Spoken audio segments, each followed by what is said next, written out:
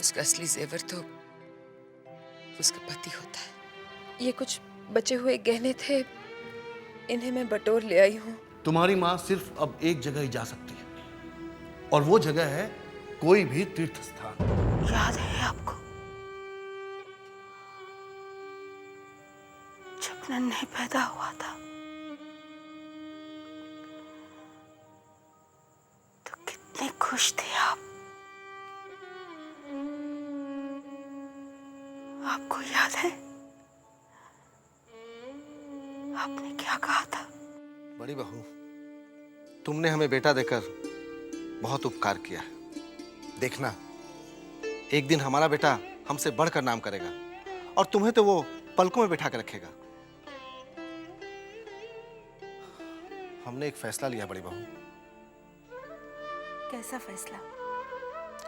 हम उसे विदेश में पढ़ाएंगे और बैरिस्टर बनाएंगे। पहले इसे बड़ा तो होने दीजिए, फिर अपने मन की इच्छा पूरी करेंगे आप। बड़ी बहू, अगर बुनियाद मजबूत हो तो इमारत बरसों तक खड़ी रहती है। हम उसकी बुनियाद मजबूत करना चाहते हैं। मैं समझी नहीं। हम उसकी परवरिश जूली के हाथों कराना चाहते हैं। क्या? वो फिरंगी औरत? नहीं बड़े बाबू, मैं अपने बेटे की परवरिश किसी और के हाथों करने नहीं दूंगी। ऐसा तुम्हारा सोचना है बड़ी बहू। हम अपने बेटे के उज्जवल भविष्य के बारे में सोच रहे हैं। वो उसे अपने रहन सहन, अपने तौर तरीके, अपनी भाषा का ज्ञान देगी। नहीं बड़े बाबू, मैं ऐसा हरगिज नहीं होने दूंगी। बड़ी बहू,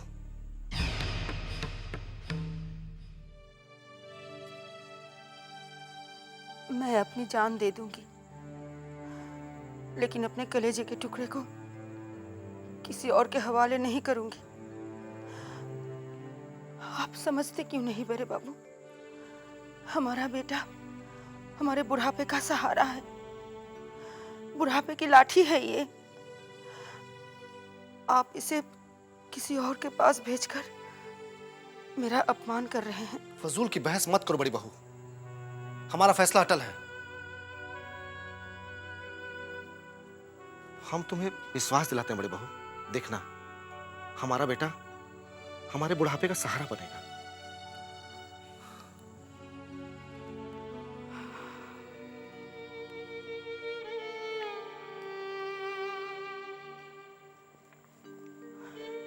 जिस विश्वास के साथ आपने वो बात कही थी, आज मेरा वो विश्वास टूट गया है बड़े बाबू।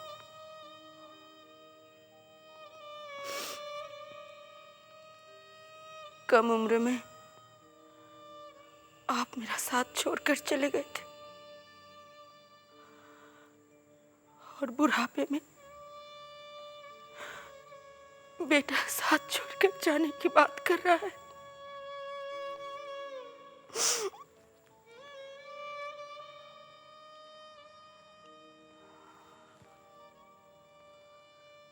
मगर मैं भी जमींदार घराने की बेटी हूं। मर जाऊंगी मगर किसी के ऊपर बोझ नहीं बनूंगी, भले ही वो मेरा। जितने रुपए पैसे हैं उन्हें संभाल के रखो विदु सरकार। बाकी का हम देखते हैं कि कहां से कैसे बंदोबस्त किया जाए। तुम यहां? क्या बात है? मैं चलता हूं, मुझे कचहरी भी जाना है।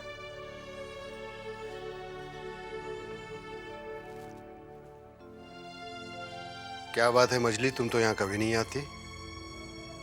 कोई बात करनी थी? हाँ, आपने नन्हे से नहीं कहा अपनी नकदी और जेवर देने के लिए? नहीं, हमें अच्छा नहीं लगा। सब बुरा तो उसकी वजह से हुआ है, तो आपको क्यों अच्छा नहीं लग रहा है? बुरा किया है, बुरा किया है। उसने कोई जानबूझ के बुरा थोड़ी किया है।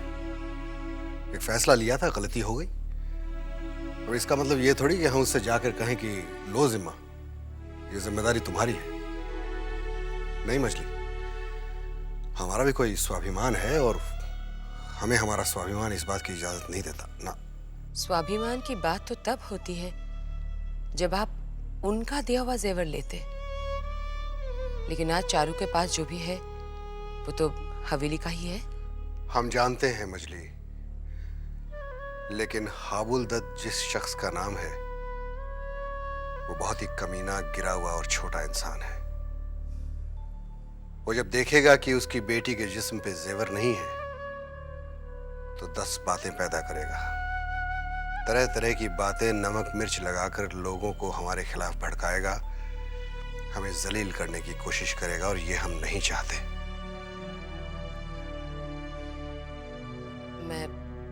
मैं मानती हूँ हाबुल दत्त अच्छा आदमी नहीं है, मगर चारू वो तो बहुत ही समझदार और सुलझी हुई औरत है। हम चारू की बात नहीं कर रहे हैं मजली, हम उसके बारे में कोई बात करना भी नहीं चाहते। वो हमारे घर की बहू है, हमारी इज्जत है वो, हम क्या बात करेंगे उसके बारे में। हम तो हाबुल दत्त के बारे में बात कर रहे थे। कोई बात नहीं, ठीक है, तुम जाओ, हम संभाल लेंगे। हम देखते हैं क्या किया जाए, क्या किया जा सकता है। तुम जाओ, फिक्र मत करो।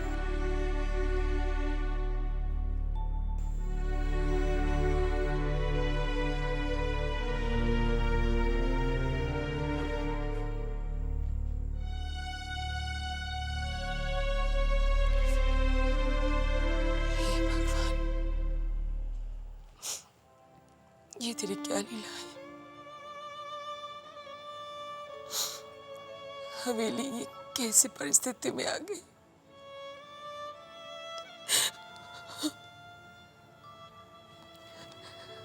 भगवान हमारी रक्षा करना, हमारी रक्षा करना।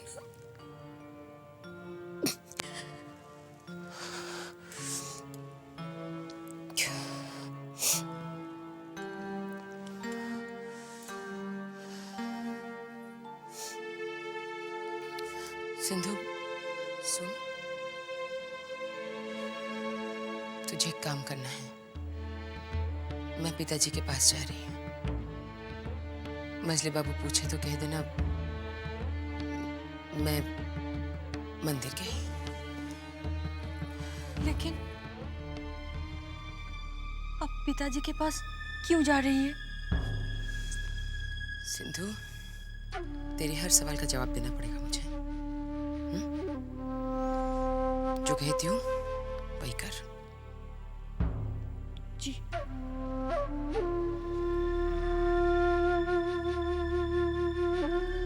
विमला, विमला। जी बड़ी माँ। तू नौकरी छोड़कर जाना चाहती थी ना?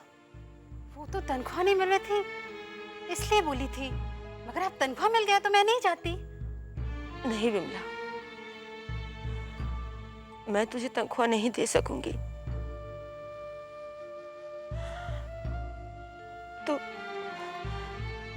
तू हवेली छोड़कर जा सकती है, मैं तुझे छोड़ रही हूँ। ठीक है बड़ी माँ, मैं चली जाती हूँ।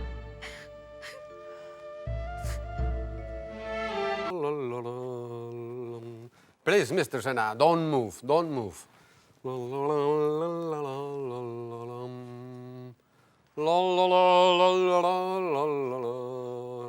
Mr. Senna, please, please, please, don't move. रटे जा रहे हो। देखो, इस बार अगर जब मेरे तस्वीर ठीक से न बनी तो मैं तुम्हें निकाल दूंगा, सीधी बात। हर बार तस्वीर बनाते आते हो और क्या करते हो कि दूसरे किसी का चेहरा बन जाता है। मैं तुम्हें निकाल दूंगा इस बार, मेरी तस्वीर न बनी ठीक से। Don't move, don't. अरे बेटी, तू कब आई? सब ठीक है ना? अरे तू रो क्यों रही है? देखो, अरे रो क्यों रही है? कुछ तो बोल, क्या हुआ? क्या बात है? कुछ तो बोलो, कोई परेशानी? क्या हुआ? आपको तो पता है हवेली की हालत, उसके ऊपर एक नई मुसीबत आ गई। नई मुसीबत? नन्हे ने खदान के चक्कर में हवेली 2 लाख में गिरवी रख दी। गिरवी रख दी नन्हे ने? अरे रो मत, रो मत, रो मत बेटी, रो क्यों रही है तू? पिताजी, मुझसे उनकी परेशानी देखी नहीं जाती। वो बहुत अकेले हो गए पिताजी। बस उन्हें एक ही चिंता खाई जा रही है, किस तरह हवेली को छुड़वाकर पुरखों की इज्जत को बचा सके। देख बेटी, दामाद जी की इज्जत हमारी अपनी इज्जत है। जब से मैंने सुना, मैं तो सोच ही रहा था कि तुम्हारे पास जाऊं और तुम लोगों को कुछ मदद करो, पर फिर ये भी सोचा कि कहीं दामाद जी हमारी ये मदद स्वीकार करे ना करे। शायद नहीं, लेकिन अब जो हालत है शायद स्वीकार कर ले।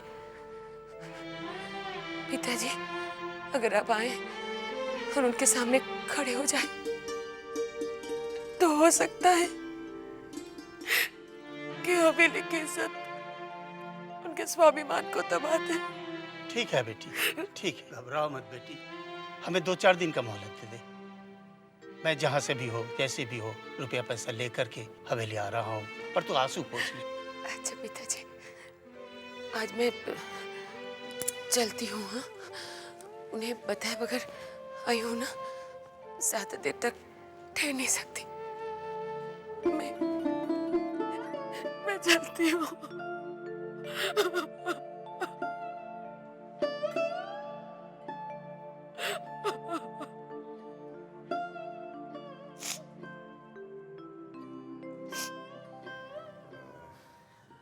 छोटे बाबू, अगर बुरा ना माने तो एक बात बोलूं आपसे। बोल।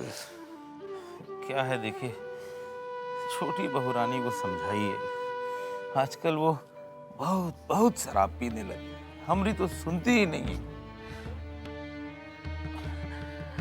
आपको बहुत भूख लग गई होगी ना, हम आपके खाने का बंदोबस्त करते हैं ना। अभी हम बंदोबस्त करते हैं। ये छोटी बहू रानी आ गई, हम खाना लेकर आते हैं। लाइए, आज थोड़ी सेवा मैं किए देती हूँ।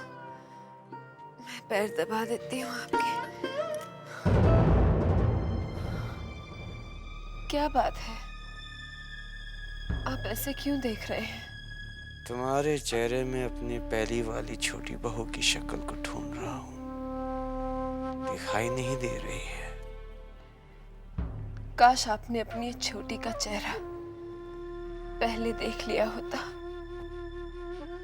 तो फिर शायद आज तलाश नहीं करना पड़ता। हम अपने करनी का फल भोग रहे हैं छोटी बहू। ऐसा क्या किया है आपने? आप ऐसा सोचकर मत दुखी होइए। तुम हमें दुखी नहीं देखना चाहती ना? मैं तो हमेशा आपको खुश और स्वस्थ देखना चाहती हूँ। तो मेरी खुशी के लिए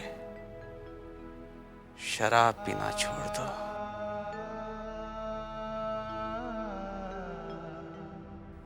आप अगर कहते हैं तो छोड़ दूंगी। नहीं छोटी बहू, तुम ऐसा कई बार कह चुकी हो, लेकिन अब तक शराब नहीं छोड़ी तुमने।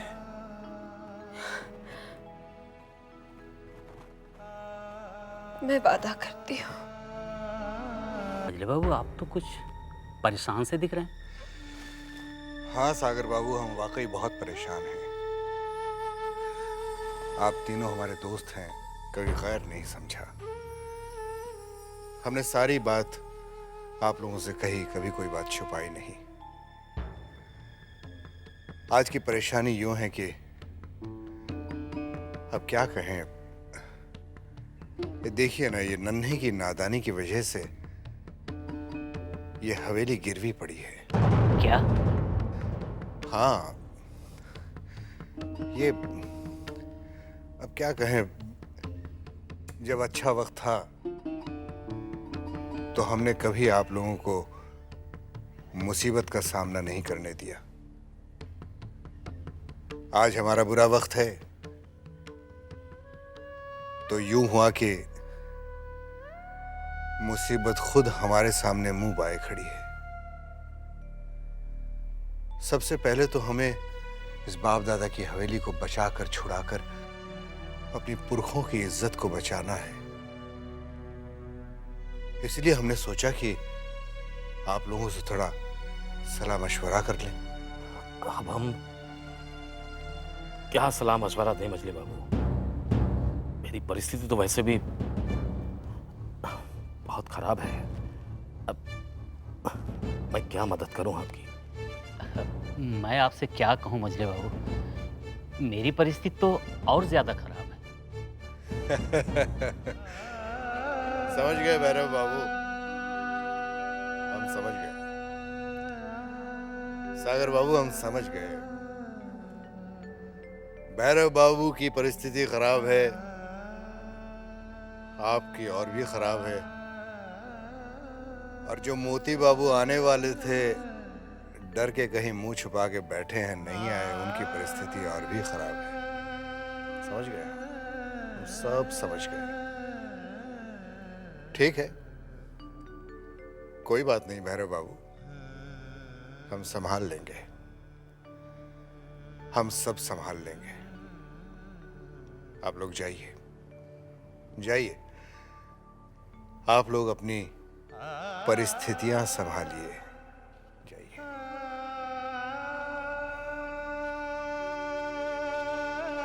जब जहाज डूबने लगता है तो सबसे पहले चूहे भागते हैं। किसी ने ठीक कहा था,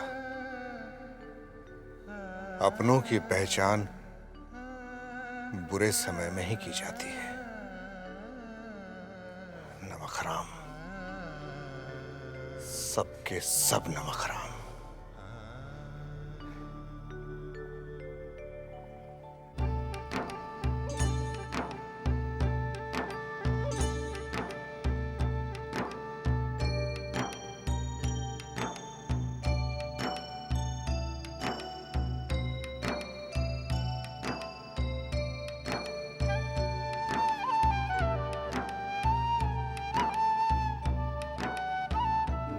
दीदी, दीदी जल्दी चलिए, बाबूजी की तबीयत खराब हो गई। पिताजी, क्या हुआ?